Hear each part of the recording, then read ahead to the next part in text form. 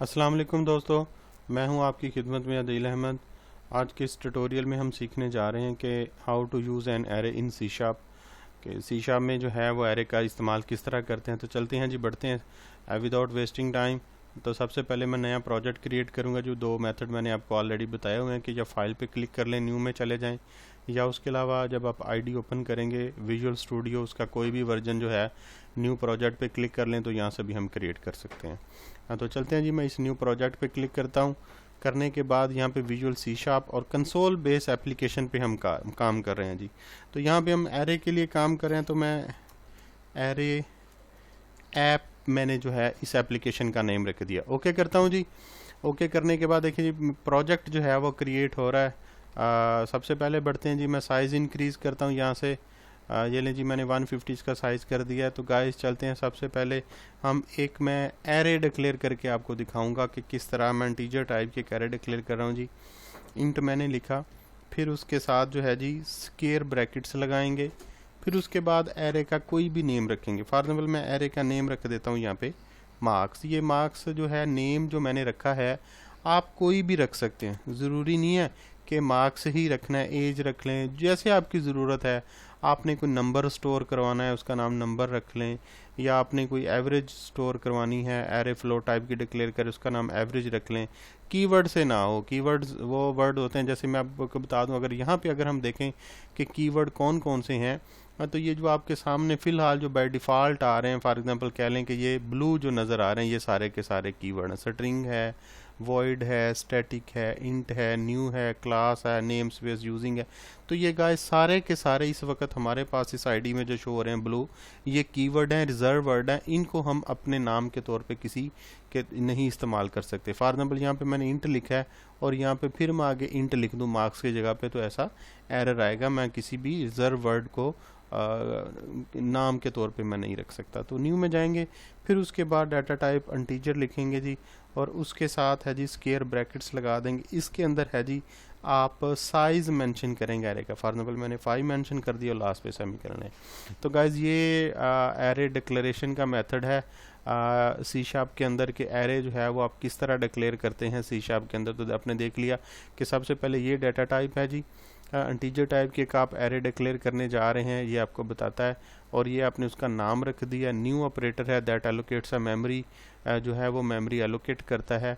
और इंट ये हम दोबारा जो है इसका साइज़ बता रहे हैं कि मैंने 5 जो है इसका साइज़ रखना है। तो चलते हैं जी, सबसे पहले अब एरे डिक्लेरेशन को हमने देख लिया। अब हम देखेंगे कि एरे के जो एलिमेंट्स हैं उसको हम किस तरह जो है वैल्यू इनिशियलाइज करवाते हैं। तो बढ़ते हैं जी, सबसे पहले हम एक एक एलिमेंट्स को भी वैल्यू साइन करके देखेंगे, कंबाइन को भी इनिशियलाइजेशन का प्रोसेस जो है वो करके देखेंगे।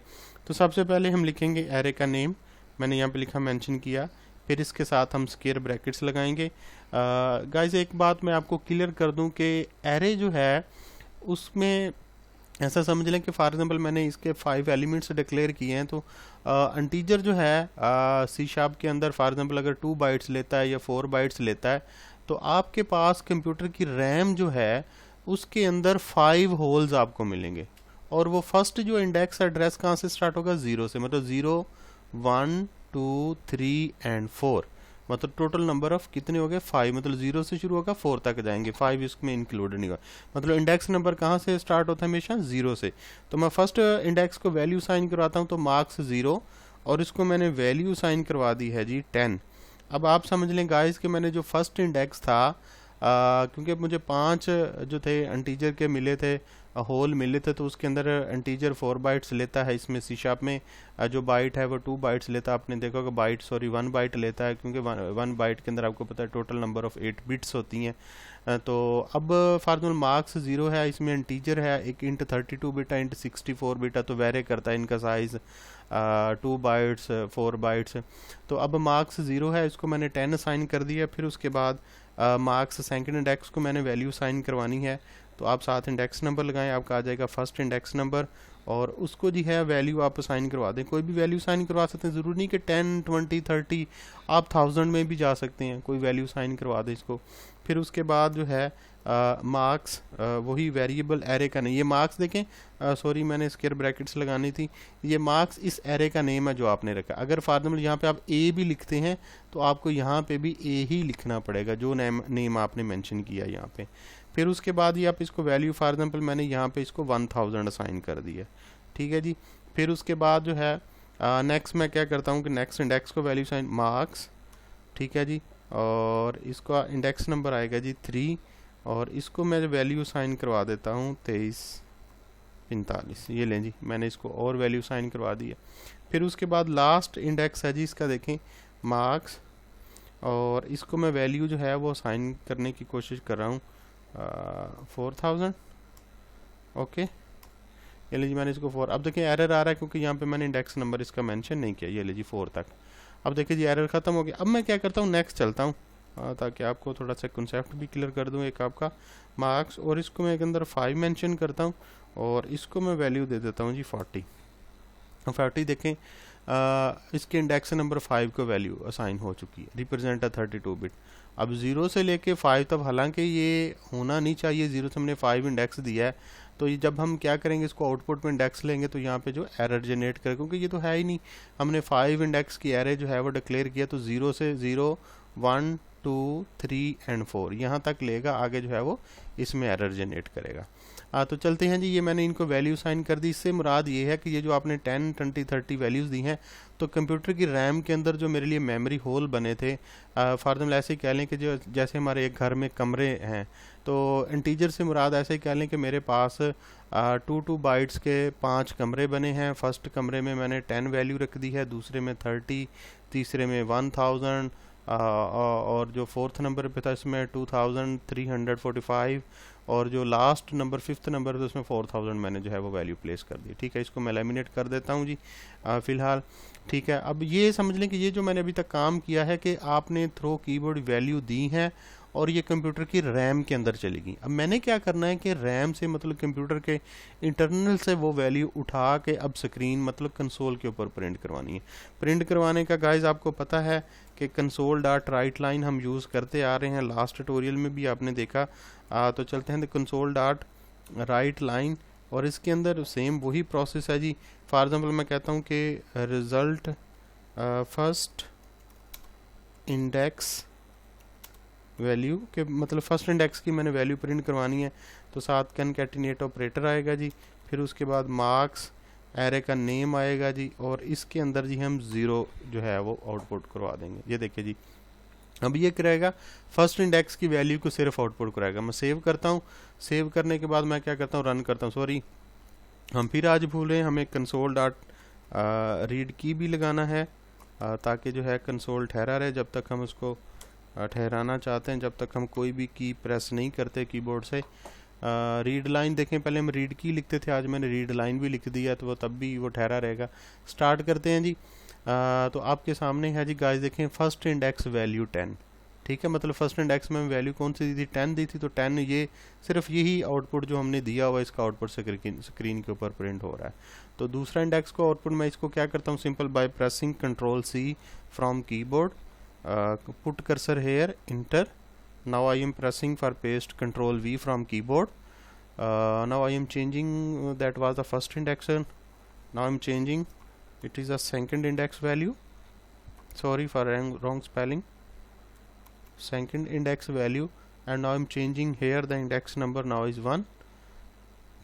ठीक है, तो आपने देखा कि यहाँ पे जो है डबल कोटेशन जो थे वो मुझसे मिस हो गए थे, वो एरर आ रहा था। तो गाइज आप जैसे जैसे काम करते हैं एरर से खेलेंगे तो आपकी लर्निंग होती जाएगी। ठीक है, इंडेक्स नंबर मैंने चेंज कर दिया। फिर उसके बाद मैं इंटर करता हूँ, Ctrl+V करता हूँ, यहाँ पे मैं इंडेक्स नंबर क्या कर देता हूँ, 2 कर देता हूँ। फिर मैं क्या करता हूँ, इंटर करता हूँ, Ctrl+V करता हूँ, और यहाँ पर मैं इंडेक्स नंबर जी 3 कर देता हूँ। फिर उसके बाद मैं इंटर करता हूँ, Ctrl+V करता हूँ, और यहाँ पे मैं इंडेक्स नंबर 4 कर देता हूँ। और फिर मैं इंटर करके मैं चेक करवाना चाहता हूँ। ये अगर आपको याद हो तो लास्ट टाइम मैंने 5th भी करवाया था और मैंने कहा था कि एरर आएगा, हालांकि ये तो वैल्यू है ही नहीं इंडेक्स नंबर। तो ये हम देखेंगे कि आउटपुट में भी कुछ आता है। तो ये फर्स्ट नंबर यहाँ पे हम क्या कर देते हैं, ये थर्ड इंडेक्स है हमारा, तो यहाँ पे जी हम कर देते हैं थर्ड, और यहाँ पे हम कर देते हैं जी फोर्थ इंडेक्स, और यहाँ पे हम कर देते हैं फिफ्थ। ये हमारा फिफ्थ नंबर का है इंडेक्स नंबर, और ये है हमारा 6 नंबर पे एड्रेस। ठीक है जी, मैं क्या करता हूँ, सेव करता हूँ, सेव करने के बाद स्टार्ट करते हैं। तो गाइस आप देखें कि जो हमारे पास आउटपुट एरर आ रहा है, देखें जी, क्योंकि ये मैंने आपको पहले ही बता चुका था कि अगर आप देखें unhandled exception of type system index out of range exception, देखिए आउट ऑफ रेंज एरर जो होता है गाइस, ये देखिए एक रेड बटन आ रहा है। मैं पहले भी 1-2 दफ़ा ऐसा हुआ, जब एरर आता है तो आपको यहाँ से एग्जीक्यूशन स्टॉप करवानी पड़ती है। यहाँ पे देखिए पहले स्टार्ट आता, 12 कंटिन्यू, तो जब कोई एरर आ जाए तो फिर जो आपकी आईडी होती है तो उसकी एग्जीक्यूशन कंटिन्यू होती है, मतलब मिड में होती है, ना स्टार्ट में होती है ना एंड हो रही दरमियान में। तो आप सबसे पहले इसको करेक्शन इस सूरत में करना चाहेंगे तो आप कोड करेक्शन नहीं कर सकेंगे। यहाँ पे सिर्फ आपको हाईलाइट कर रहा है कि यहाँ पे एरर आ रहा है, out of index, out of bound है, मतलब ये है ही नहीं इतनी लिमिट, क्योंकि 5 का साइज़ है तो हम उसके छठे इंडेक्स को एक्सेस करने की कोशिश कर रहे हैं, तो बाउंड्री से बाहर है। तो आपने इस रेड बटन को प्रेस करके क्या करना है, एग्जीक्यूशन को स्टॉप करना है। अब देखिए मैंने स्टॉप कर दिया। अब जो है अब करेक्शन एक्सेप्टेबल है। मैं क्या करता हूँ, इसको सिलेक्ट करने के बाद जो इंडेक्स नंबर 6 है जो एरे में है इन, इसको ख़त्म करता हूँ, सेव किया। अब मैं स्टार्ट करता हूँ। स्टार्ट करने के बाद देखें जी, first index value 10, second index value 30, third index value 1000, fourth index value 2345 and fifth index value 4000 is displaying here on console. I am going to press the red button for stop debugging here. Now the debugging is stopped. आपने देखा कि debugging stop हो चुकी है। तो guys आपने देखा कि किस तरह जो है हम इंडिविजुअली एरे के इंडेक्स को जो है हम वैल्यू साइन करें। आप स्क्रीनशॉट ले सकते हैं, अपना जो काम होगा मैंने कहा था आप असाइनमेंट बनाते जाएं बेशक साथ साथ, क्योंकि प्रैक्टिस के लिए है ये। चलें अब मैं चाहता हूँ कि अब मैं एक कलेक्टिवली इनिशियलाइजेशन का प्रोसेस भी जो है वो मैं करके आप लोगों को दिखाऊँ। सॉरी मैंने वो नीचे कंट्रोल जी करता हूँ, जो कोड था वो मैंने रिमूव ये वाला करना था। कंट्रोल जी से जो है वो आप वापस ले सकते हैं, जो आपसे बाय मिस्टेक या अनइंटेंशनली तौर पे जो है कोई कोड डिलीट हो जाए, कंट्रोल जी से या कंट्रोल वाई से अगर दोबारा उसको वापस करना चाहते हैं आप, साथ साथ ये भी हो जाए तो जो है वो टाइम सेव होता है। तो चलते हैं जी, मैंने बताया था कि हमने एक एरे डिक्लेयर की है मार्क्स के नाम से।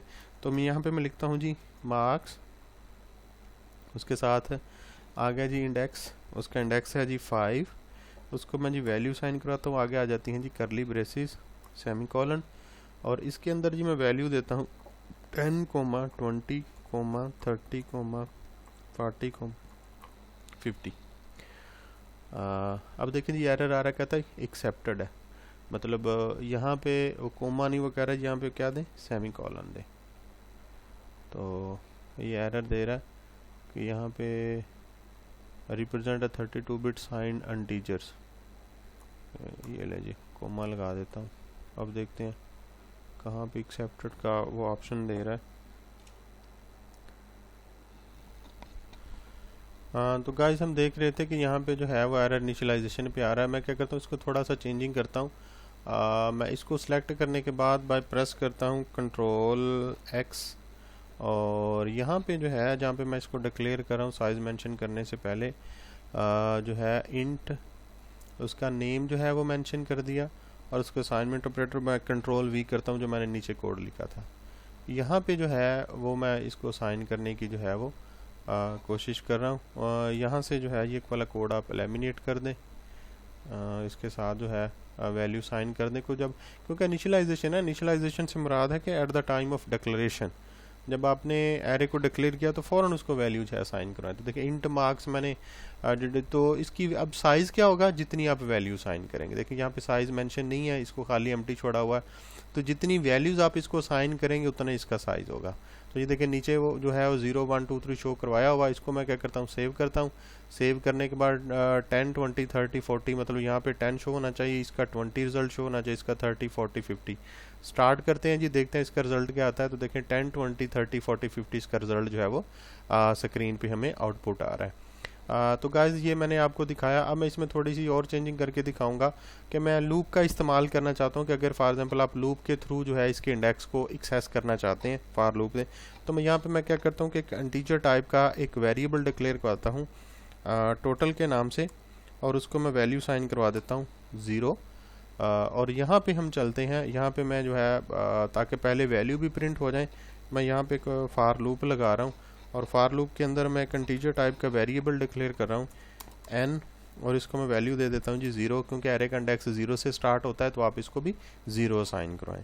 और उसके अलावा आप लिखेंगे कि n जो है वो क्या रहे, लेस देन रहे किससे, 5 से, मतलब 5 से जो है वो छोटा रहे, या आप ऐसा कर लें कि n जो है वो लेस देन रहे एरे डॉट लेंथ ले लें, मतलब आपकी एरे का नेम है जी मार्क्स, आप उसको ले लें, मार्क्स डॉट इसका होगा लेंथ LENGTH, मतलब जितनी लेंथ होगी। फॉर एग्जाम्पल इसको मैंने 5 वैल्यूज दी है ना, तो इसकी लेंथ है 5। तो ये एक बिल्ट इन मेथड है, जो एरे का नेम होगा आपका उसको नाम लिख के डॉट का जो बटन आप प्रेस करेंगे तो ऑटोमेटिकली उसकी लेंथ जो है उसको एक्सेस कर लेगा। उसके बाद आप सेमीकोलन लगा दें। सेमीकोलन लगाने के बाद अब हमने क्या करना है, नेक्स्ट इंक्रीमेंट ऑपरेटर का जो है वो इस्तेमाल करना है। तो इंक्रीमेंट ऑपरेटर लगाने के बाद मैंने साथ क्या लगा दिया, n वेरिएबल जो इसको लूप के अंदर था। अब मैं क्या करता हूँ, इंटर करता हूँ, यहाँ पे जो है हम इस लूप की बॉडी जो है वो मेंशन करने जा रहे हैं। ये जी मैंने लूप की बॉडी बना दी है। अब बॉडी बनाने के बाद हम यहाँ पे क्या करना है, मैंने टोटल करना है इसकी जो मैंने वैल्यू इसको असाइन की है। तो यहाँ पे जी है मैं कंपाउंड असाइनमेंट ऑपरेटर लगाने लगा हूँ, प्लस का साइन, साथ ही उसके जो है वो असाइनमेंट ऑपरेटर, और जो इसका नेम है एरे का वो क्या नेम था, मार्क्स था, और उसकी पैरेंथेसिस के अंदर मैं क्या लगा दूंगा, n को। n आपको पता है गाइस इस वेरिएबल का नेम है जो लूप के अंदर लगाया हुआ, सॉरी सेमीकोलन भी लगाएंगे। अब इसका काम क्या है कि फर्स्ट ऑफ ऑल देखें कि मैंने यहाँ पे फॉर लूप के n वेरिएबल डिक्लेयर किया, इसको 0 वैल्यू दे दी। क्यों दी वो मैंने आपको बताया कि एरे का इंडेक्स 0 से स्टार्ट होता है। मैंने करना क्या है, मैं चाह रहा हूँ कि एरे की ये जो वैल्यूज़ है ना 10, 20, 30, 40, 50, इनको लूप जो है 5 की 5 को एडिशन करके, मतलब इनको जमा करके इसका जो रिजल्ट है वो टोटल में डाल दे। तो लूप के थ्रू मैंने एक्सेस किया, लूप कहाँ तक चलेगा, मैंने बता दिया कि n जो है n में 0 है, 0 से लेके मार्क्स डॉट लेंथ, जितनी इस एरे की लेंथ होगी, मैंने 5 लिखी, आप 10 लिख लें, 1000 लिख लें, 100 लिख लें, 50, जितनी भी इसको लेंथ होगी तो लूप उसको ऑटोमेटिकली एक्सेस कर लेगा। प्लस होगा, अब टोटल में पहले 0 पड़ा हुआ है, और marks n first of all 0 होगी, 0 इंडेक्स पे वैल्यू क्या पड़ी हुई है, 10 पड़ी हुई है, और टोटल में कौन सी वैल्यू है, 0 है। 0 प्लस 10 क्या होगा, 10 एडिशन होने के बाद में जो है टोटल में असाइन हो जाएगा। तो 10 आ गया, अब टोटल में जहन में रखिएगा 10 वैल्यू है। अब उसके बाद दोबारा जो कंट्रोल है वो यहाँ पे इंक्रीमेंट पे जाएगा। n में पहले क्या था 0, अब क्या होगी 1 वैल्यू, दोबारा कंडीशन चेक होगी, n में 1 है, क्या 1 जो है वो मार्क्स डॉट लेंथ, मतलब एरे की लेंथ से छोटा है, जाहिर सी बात है, लेंथ उसकी कितनी है 5 है, 5 से छोटा है, 1 जो है वो 5 से जो है 5 से लेस है। कंडीशन ट्रू के नीचे आ जाए, टोटल में पहले 10 पड़ा हुआ है, अब n की वैल्यू क्या है, यहाँ पे 1 है, तो मार्क्स 1 इंडेक्स नंबर कौन सा है, ये वाला जी 20।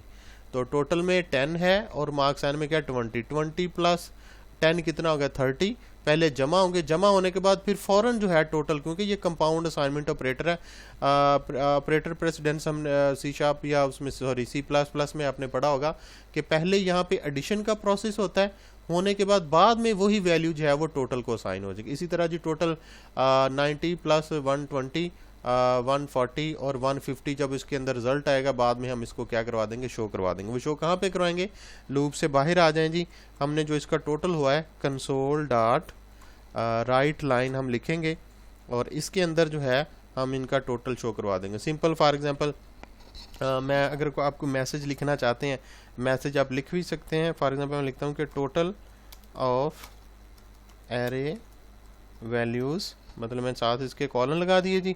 कॉलन लगाने के बाद यहाँ पे मैं क्या करता हूँ कि प्लस का साइन लगाता हूँ, और यहाँ पे जो टोटल वेरिएबल है उसको मैंने मेंशन कर दिया। सेव करते हैं। सेव करने के बाद मैं इसको स्टार्ट करता हूँ। अब स्टार्ट करता हूँ तो गाइस देखें, first index value 10, second index value 20। ये जो हमने ऊपर आउटपुट लिखा हुआ मैं आपको दिखा दूँ, ये जो ऊपर वाला, ये वाला first, second, third, fourth, fifth, ये फर्स्ट इंडेक्स की उनकी वैल्यू आ रही है। Total of array values 150 result आ रहा है। ये जो लूप ने टोटल कैलकुलेशन की है और बाद में जो मैंने नीचे कंसोल वाली एप्लीकेशन जो लिखी थी उसका रिजल्ट आ रहा है। तो गाइज आज हमने देखा कि एरे का इस्तेमाल, आज के ट्यूटोरियल में हमने ये देखा। मिलते हैं नेक्स्ट लेक्चर में। अगर आपने अभी तक मेरा चैनल जो है सब्सक्राइब नहीं किया, इसको सब्सक्राइब करें, अपने दोस्तों फेलोज़ के साथ इसको शेयर करें, अपने टीचर के साथ शेयर करें, बेल आइकन पर क्लिक करें ताकि आने वाला लेक्चर जो है वो आप तक फ़ौरन पहुंच जाए। Good luck.